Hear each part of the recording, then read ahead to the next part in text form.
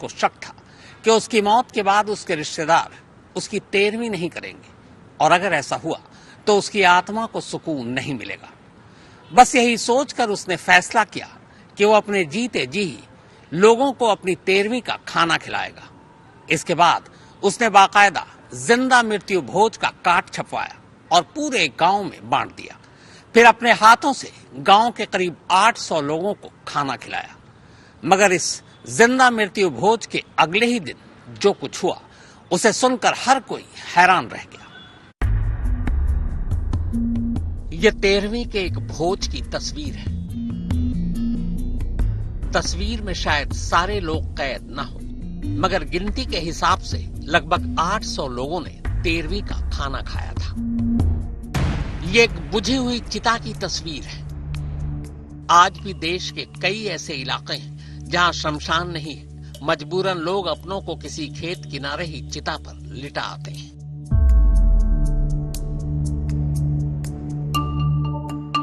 अब आप कहेंगे कि इन दो तस्वीरों में ऐसा खास क्या है? 13वीं का बोझ हमारे देश में आम रस्म या आम बात है। मौत के बाद धर्म के हिसाब से अंतिम संस्कार भी उतनी ही आम है। तो इससे पहले कि आप कुछ और सोचें, जरा रुकिए। आपने ऊपर की दो तस्वीरों की सीक्वेंस पर शायद पूरा ध्यान नहीं दिया। पहली तस्वीर भोज की है और दूसरी चिता की। तस्वीर दिखाते वक्त हमने कोई गलती नहीं की है। असल में सीक्वेंस है ही यही। पहले 13वीं फिर चिता। अब भी नहीं समझे तो चलिए सीधे समझाता हूं।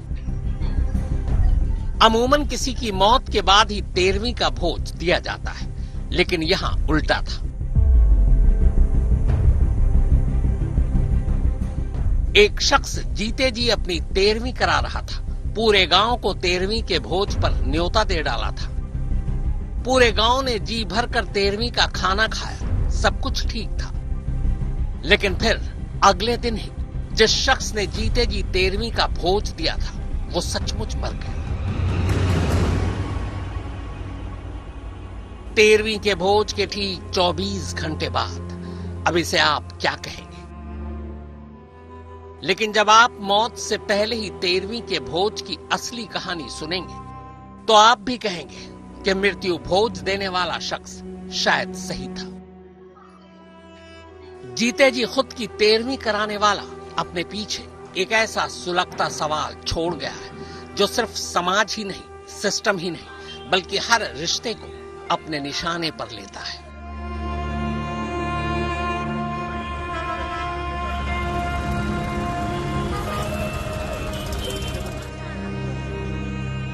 यूपी के एटा जिले के ये सकीट कस्बे का मुंशी नगर मोहल्ला है। इसी मोहल्ले में हाकिम सिंह रहा करते थे। उम्र यही कोई 55 बरस रही होगी। हाकिम कई बीघा जमीन के मालिक थे। खाली वक्त में चाय की अपनी दुकान भी चलाते थे। ढलती उम्र में बड़ी मुश्किल से बिहार की किसी लड़की से उनकी शादी हुई, पर शादी के कुछ वक्त बाद ही पत्नी छोड़कर भाग गई। औलाद कोई थी नहीं। ले देकर परिवार के नाम पर 3 भाई और भतीजे थे, पर भाई और भतीजों की नजर भी हाकिम सिंह की जमीन पर थी। बीच बीच में हाकिम सिंह ने थोड़ा थोड़ा करके कई बीघा जमीन बेच डाली। भाई भतीजे को ये बात पसंद नहीं थी। वो जानते थे कि आज या कल जब भी हाकिम सिंह की मौत होगी, सारी जमीन के मालिक वही लोग होंगे। इसीलिए वो हाकिम को जमीन बेचने से रोकते रहते थे। न सिर्फ रोकते थे, बल्कि कई बार उन लोगों ने हाकिम सिंह की पिटाई भी की। क्यों करवा रहे हो? हम खाता है तो खाओ का जिंदा में खवा दे। जिंदा आप खवा रहे हो? क्यों, आपके बच्चे नहीं है? अच्छा, कोई भाई भतीजा कोई? सब है, लेकिन सब ने कब्जा कर लिया। मकान छीन लो, जमीन कब्जा करे। भाई भतीजे ने मतलब मकान भी छोड़ लिया, जमीन पे कब्जा कर लिया। फिर आप खा कहाँ से रहे हैं, क्या करते हैं आप? ऐसे खा ले मजदूरी, मतलब ऐसी खा रहे हो? मतलब कोई काम धंधा रहा है तुम्हारे पास? मजदूरी कर आता है, बना खा लेता है। अच्छा, कितनी उम्र होगी तुम्हारी? होगी 55 के करीब। तो उद्देश्य ये है आपको कि मतलब ज्यादा बना कर रहे हो, मतलब जिनको खा लो उनको खिला दें। बाद में किसी पर भरोसा नहीं है, करेंगे या नहीं करेंगे। जब वो जमीन लेंगे आपकी तो फिर करना चाहिए उन्हें। जमीन जबरदस्ती लठे बांध तो दी हमारे यहाँ से। मारो तोड़ो आपको लठे बांध तो किसने, भाई ने भतीजन ने? परिवार यानी भाई भतीजों के इस बर्ताव से धीरे धीरे हाकिम दुखी रहने लगे। उनके दिमाग में आहिस्ता आहिस्ता ये बात घर करने लगी कि कल को अगर उनकी मौत हो गई तो भाई भतीजे उनकी 13वीं तक नहीं कराएंगे। और बस इसी के बाद इसी महीने एक रोज हाकिम सिंह ने एक फैसला लिया। गांव के ही अपने एक दोस्त को बताया कि वो अपनी मौत से पहले अपने हाथों से अपनी 13वीं कराना चाहते हैं, मृत्यु भोज देना चाहते हैं। दोस्त ने समझाया भी कि जीते जी 13वीं मत करो, मृत्यु भोज मत दो, ज्यादा मन खराब है तो भंडारा करा लो।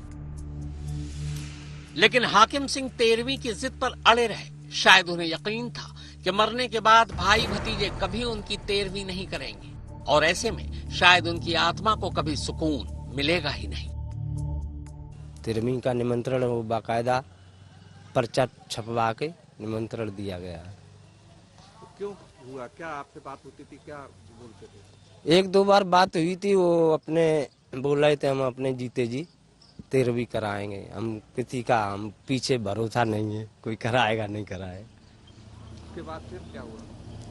फिर का वो उस दिन 15 तारीख को 13वीं करा के 16 की रात को खत्म हो गए सर। यहीं हमारे यहीं लेटे हुए थे, यहीं खत्म हुआ। तो आपको कितना अनोखी बात है ये, मतलब ऐसे कभी चर्चा में कभी हुआ है कभी यहाँ पे? ऐसा कभी तो नहीं हुआ, पता नहीं उनकी प्रभु की लीला है। और पहले से उनको कुछ एहसास हो रहा था इस बात का, इसलिए वो। घर वालों से नाराज भी थे क्या इस वजह से? कुछ नाराजी भी चल रही थी, बताते थे अपने मुंह से। अब हम घर वालों को जानते नहीं कैसे क्या था। कालीचरण जी जो हाकिम सिंह जी हैं, उन्होंने अपनी जीते जी 13वीं कराई थी।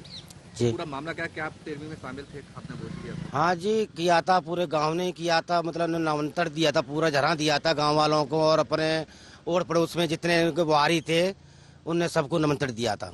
कार्ड भी छपवाए थे उनने सबको, सारे सबके निमंत्रण बटवा के उनने 13वीं की। और जमीन 10 पैसे बेची थी उनने बेचने के बाद में उनके अचानक मन में आ गई कि मैं अपनी जीते जी मैं अपनी 13वीं करूंगा। मैं खाता रहा हूँ, मैं 13वीं करूंगा, और मेरे घर वाले पता नहीं करें या नहीं करें, मैं अपनी 13वीं अपने खुद हाथों से करके जा रहा हूँ।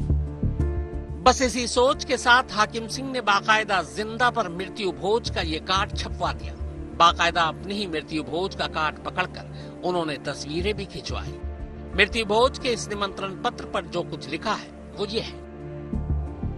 मान्यवर, आपको सूचित किया जा रहा है कि श्री हाकिम सिंह यादव पुत्र बाकेला ग्राम मुंशीनगर सकीट में अपनी जीते जी अपना मृत्यु भोज कराना चाह रहे हैं। इस उपलक्ष्य में आप सभी सादर आमंत्रित हैं। दिनांक 15 जनवरी 2024, दिन सोमवार, दोपहर 2 बजे से। कार्यक्रम स्थल ब्लॉक के सामने, आसपुर अड्डा, सकीट, एटा। प्रेषक हाकिम सिंह यादव पुत्र बाकेलाल। यह निमंत्रण पत्र पूरे गांव में बांटा गया। ऐसा पत्र देखकर खुद गांव वाले भी हैरान थे। ऐसे किसी भोज में इससे पहले उन्हें जाने का कभी मौका ही नहीं मिला था। गांव के आसपास दूसरे गांव में भी जिंदा मृत्यु भोज को लेकर चर्चाएं होने लगी। चर्चा यहां तक पहुंची कि खबर मीडिया के कानों तक जा पहुंची। कुछ चैनल इस जिंदा मृत्यु भोज को अपने कैमरे में कैद करने के लिए बाकायदा वहां पहुंच भी गए। हाकिम सिंह ने अपने हाथों से लोगों को खाना खिलाया। सैकड़ों लोगों के लिए हलवाई से पूरी सब्जी बनवाई गई। लोगों ने भी छक के खाना खाया। 13वीं के इस खाने में शामिल होने वाले लोगों के चेहरे पर कोई शोक नहीं, बल्कि खुशी और ठहाके थे, क्योंकि एक जिंदा आदमी अपनी मौत का खाना अपने हाथों से खिला रहा था। यह पूरा वीडियो हाकिम सिंह की उसी मृत्यु भोज का है। 15 जनवरी को देर शाम तक करीब 800 लोगों ने जमकर जिंदा हाकिम सिंह की मृत्यु का खाना खाया और खुशी खुशी घर लौट गए। उस रात हाकिम सिंह भी चैन की नींद सोए। वो अब इस बात को लेकर पूरी तरह से इत्मीनान में थे कि अब मौत के बाद भाई भतीजे उनकी 13वीं कराएं या न कराएं। क्योंकि वो अपनी 13वीं अब कर चुके हैं। अब 16 जनवरी की तारीख आती है, पूरा दिन बीत जाता है। अगले दिन भी हाकिम सिंह की उसी मृत्यु भोज की ही बातें पूरे गांव में हो रही होती हैं। अब 16 जनवरी की रात आ चुकी थी। ठीक ठाक हाकिम सिंह बिस्तर पर सोने चले गए। यह हाकिम सिंह की आखिरी रात थी। सुबह जब दोस्त ने जगाया तो हाकिम सिंह जागे ही नहीं। जिंदा मृत्यु भोज के ठीक 24 घंटे बाद सचमुच हाकिम सिंह की मृत्यु हो चुकी थी। कल 2 दिन पूर्व यहाँ हाकिम सिंह जो रहते थे, आज उनकी मौत हुई है। यहीं पर मौत हुई? हाँ, यहीं पर हुई है। और क्या यहीं पे उन्होंने 13वीं कराई थी?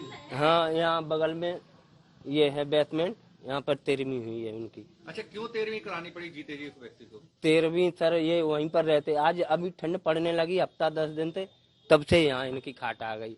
तो पहले ही अपने बता रहे हैं लोग कि उन्होंने कुछ जमीन अपनी बेच दिया है, तो उसमें पैसे होंगे इनके पास।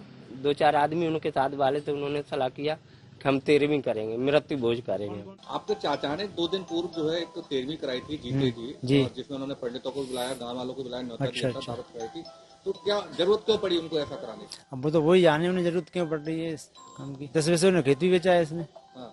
बेच कर 13वीं की थी। फिर रात को कैसे मौत हो गई उनकी? रात को यहीं पर थे, जयराम जी के मकान पर। क्या आपसे रिलेशन अच्छे नहीं थे क्या उनके? रिलेशन तो हमारे सब सही थे, रिलेशन की क्या बात। उन्होंने आरोप भी लगाया था घर वालों पे, घर वालों ने जमीन कब्जा ली है, मारते पीटते हैं। जमीन कोई कब्जा नहीं, जमीन किसी खतौनी, उनका नाम नहीं, जो जमीन थी उन्होंने बेच रखी है अपनी। सुबह होते ही हाकिम सिंह की मौत की खबर चारों तरफ गांव में फैल गई। पुलिस के कानों तक भी बात पहुंची। पुलिस को लगा कि कहीं कुछ गड़बड़ न हो, लिहाजा लाश को पोस्टमार्टम के लिए भेज दिया। पर पोस्टमार्टम रिपोर्ट के मुताबिक हाकिम सिंह की मौत दिल का दौरा पड़ने से हुई। जिंदा मृत्यु भोज देने वाले हाकिम सिंह की भोज देने के 2 दिन बाद अब सचमुच चिता सजी और गांव के खेत में इसी जगह उनका अंतिम संस्कार हुआ। कहानी का क्लाइमेक्स यह है कि अंतिम संस्कार में भाई और भतीजे भी शामिल थे, लेकिन जब उनसे किसी रिपोर्टर ने पूछा कि क्या वो हाकिम सिंह की 13वीं करेंगे, भाई भतीजों का जवाब था वो तो पहले ही कर चुके, अब दोबारा कौन करे। 13वीं को लेकर हाकिम सिंह की सोच बिल्कुल सही थी। 1-2 बार बात हुई थी, वो अपने बोल रहे थे हम अपने जीते जी 13वीं कराएंगे। हम किसी का हम पीछे भरोसा नहीं है, कोई कराएगा नहीं कराए। देवेश पाल सिंह, एटा, आज तक।